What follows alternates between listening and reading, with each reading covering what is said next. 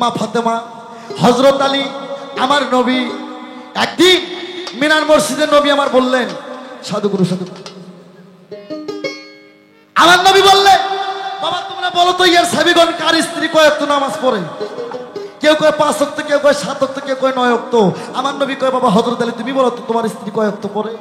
হযরত আলী কয়, আমি জীবনে মিথ্যা কথা বলি নাই, আমি 2টা সন্তানের বাবা হইছি, আমার স্ত্রী কোনোদিন আমি পড়ছি মুখা ঢিস পাড়তে দেখি নাই। হযরত আলীর মন ভালো না। হাসান হোসেন কয়, আব্বু কি হয়েছে? কয়, বাবা আমি অপমান হয়েছি মিনার মসজিদে। বলে কেন? কয়, সবার স্ত্রী নামাজ পড়ে, তোমার মায়ের নামাজ আমি কোনোদিন দেখি নাই। হাসান হোসেন কয়, আব্বা গো তোমার এ জানাই ছোট বাজ আব্বা, আমার মায়ের মতন নামাজ পৃথিবীর কোনো নারী পড়ে নাই। বলে কেমনে? বলে তুমি জানো না, আমার নানা জানে আমার মা কত নামাজ পড়ে। আজকে কি, আজকে কি রাত? হযরত আলী কয়, আজকে লাইলাতুল কদরের রাত। কয়, আজকে আমার আব্বা, আমার নানা আর আমার মা নামাজ পড়বে। হযরত আলী কয়, আজকে আমি এটা দেখি। 8-12টার সময় নবী আমার রং নিয়ে যা ডাকের সারা দেয়, সংক্ষেপে ছোট করে বলবো, এটা একটা পালাই আলাদা, এটা হচ্ছে এই পালাটাই আলাদা। এই ইতিহাস গাইতে 4.5 ঘন্টা সময় লাগে। রাত 12টার সময় ডাক দিল, মা ও মা, ঘরের টোকা দেয় নবী, মা ও মা। মা ফাতেমা দরজা খুলে দিয়া যায় নামাজে। সেদিন নবী বসছিল ডান পাশে, মা ফাতেমা আমার নবীর বাম পাশে বসছিল।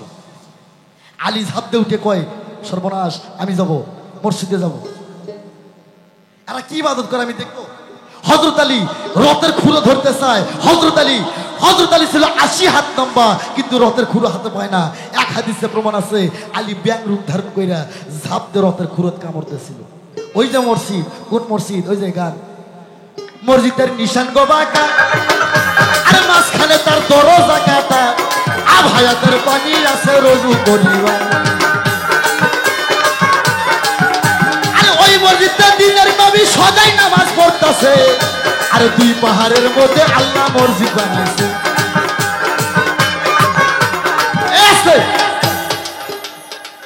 সপ্তর আসমান ভেদ করিল ভাই।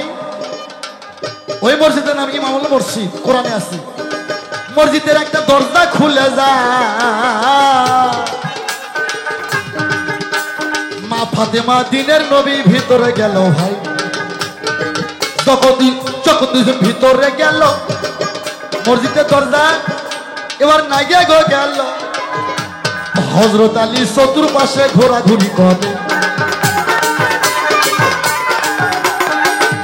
হযরত আলী চতুর্পাশে ঘুরে, কিন্তু দরজা খুলতে পায় না।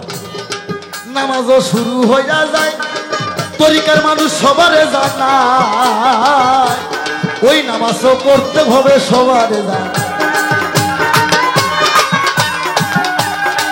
কেমনিরা কাম করিরা, কেমনিরা কাম করিরা, কোথায় যেন লুকাই গো, আর 2 পাহাড়ের মধ্যে আল্লাহ মসজিদ বানাইল।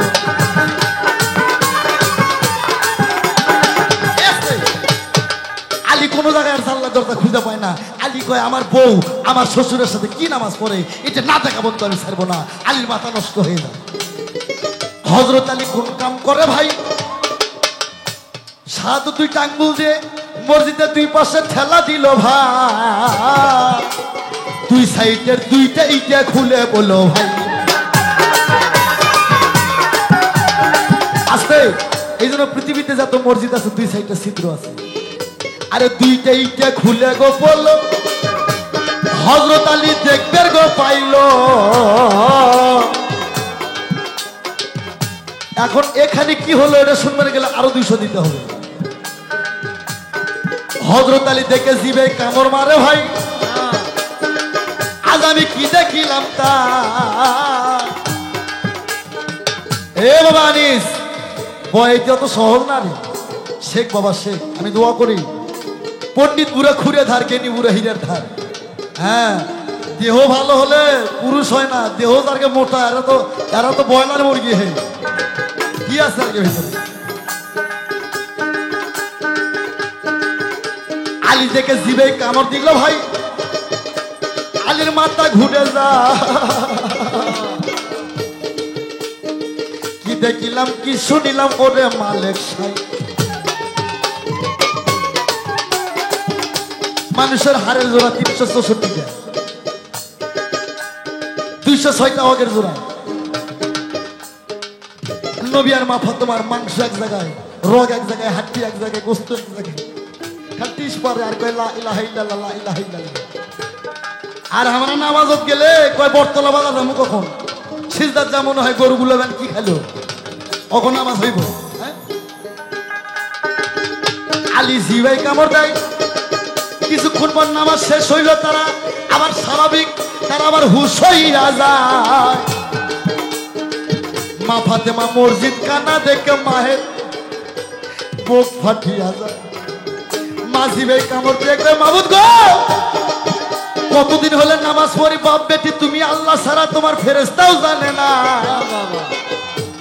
কোন চোর চুরি করে নামাজ দেখলো, দুঃখের ঘটনা। আল্লাহ গো, যারা আজকে যে চোর চুরি কইরা মসজিদ কানা কইরা আমাদের গোপন ইবাদত দেখলো, আল্লাহ আমি ফাতেমা অভিশাপ করলাম তার দুইটা কলিজা জানি কানা হয়ে যায়। সঙ্গে সঙ্গে ইমাম হাসান হোসেনের আল্লাহ জহরে কহরে মৃত্যু দেখলেন। এ ভাই উঠে বলেন ঠিক না বেঠিক, উঠে বলেন। নবী মেয়ের মুখে সিপি দিল, ভাই মা এটা তুমি কেমন নবী সব দিলা তাই। মা কেউ দেখে নাই তোমার ইবাদত, তোমার স্বামী হযরত আলী দেখছে তোমারে জানাই। ও মা তোমার দুইটা কলিজা হাসান হোসেন জহরে করে মৃত্যু। মা ফাতেমা কয় মাবুদ গো, আমার অভিশাপ ফিরিয়ে দাও। আল্লাহ কয় মা যেটা আমার আমুল্লামায় খাতায় লেখা পড়ে সেটা কোনোদিন আর খণ্ডন যায়। ভাই প্রশ্নের জবাব পাইছেন? পাইছেন? এই কারবালার দুইটা মারফত আছে, দুইটা তাসওয়াত আছে। নূহ নবী যখন কিস্তি ভাষায় কিনান সাগরে, কিস্তি মাঝখান দিয়ে যায়, এক মুড়ের পানি লাল, এক মুড়ের পানি সবুজ নীল, এক মুড়ের পানি নীল, এক মুড়ের পানি লাল। নূহ নবী কত বছর আগে গত হয়ে গেছে। আদমের পর নবী হচ্ছে নূহ। আসতে নূহুর পর ইব্রাহিম, ইসা, আইয়ুব, শোয়েব, ইয়াকুব, মুসা, তারপর ইসের পর 500 বছর পর আছে নবী। তারই নাতির মৃত্যুর কথা, তারই নাতির মৃত্যুর খবর নূহুর কাছে আছে। নূহ যখন কিস্তি সাগরে ভাসাবে, শোনো দিয়া মন এই আসতে ঢোকাও, খুব ছোট নৌকা যায় না, কিস্তি মানে নৌকা।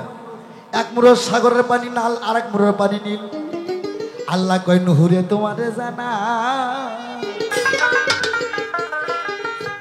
নূহ কয় মাবুদ গো, আমার কিস্তি যায় না কেন? আর সাগরের পানি, পানি তো পানির একটা রং আছে বাবা, আছে না? পানির একটা আলাদা রং। কিন্তু আজকে আমার সাগরের এক মুড়োর পানি নীল, আর এক মুড়োর পানি লাল। আল্লাহ কয় নূহ তুমি জানো না, তুমি এই মুহূর্তে জানাজা করো, তুমি জানাজা করো রে। ওই সময় প্রথম নূহ আলাইহিস সালাম ইমাম হাসান হোসেনের মৃত্যুর জানাজা করছে এখন।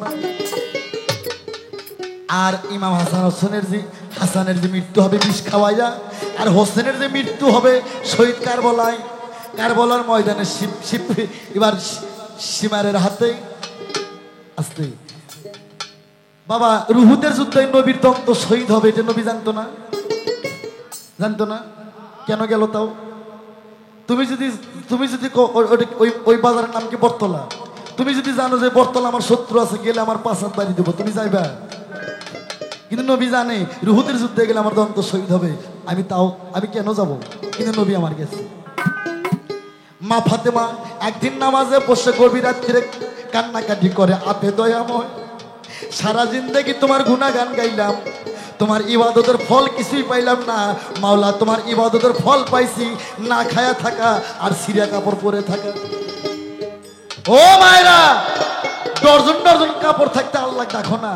আর ফাতেমা সারা জিন্দগি ফাতেমার মতন ইবাদত পৃথিবীর কোন নারী করে নাই। ফাতেমা ইবাদত করতে করতে পেরেশান হয়ে গেছে, গভীর রাত্রে সিজদা করে কয় মাবুদ গো, তোমার ইবাদত কইরা কিছুই পাইলাম না, পাইলাম শুধু না খায়া থাকা কষ্ট আর সিরা কাপড় পরে থাকা। আল্লাহ কয় মা তুমি যে আমার মা, ও প্রেম শুক্রজ্ঞ দার্শনিক মধুর প্রেম রে, যে প্রেমে মা ফাতেমা সাইকে করে প্রতি ভোজনা, আল্লাহ কয় মা আজকে তোমাকে বেহেস্তের খানা দেবো, বেহেস্তের শাড়ি দেবো। বেহেস্তের খানা পাইলো, বেহেস্তের শাড়ি পাইলো। মা কয় মাবুদ গো,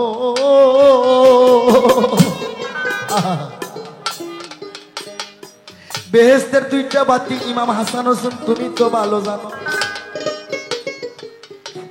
তাদের কি হবে। দুই ভাইয়ের জন্য দুইটা পোশাক দেয়, একটা পোশাক লাল আর একটা নীল। মা কাঁদতে উঠলো, কয় নীল লাল কেন? ছোট ভাই দৌড়ে যা লাল পোশাক নিল, বড় ভাই দৌড়ে যা নীল পোশাক নিল। মা বুঝতে পাইলো বড় ভাইয়ের স্ত্রী বিষ খাওয়ায় মারবে আর ছোট ভাই শহীদ, এবার কার বলার ময়দানে শহীদ হবে।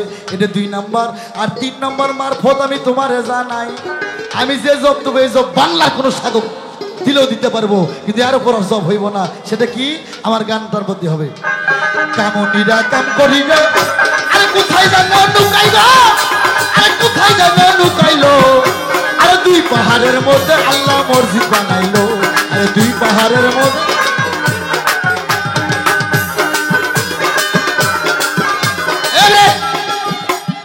অনেক ঘটনা এগুলো তো পাওয়া যায় না, ইউটিউবাররা তুলে নিয়ে যাবে। হ্যাঁ, এলে স্টুডেন্ট দেওয়ার লাগে।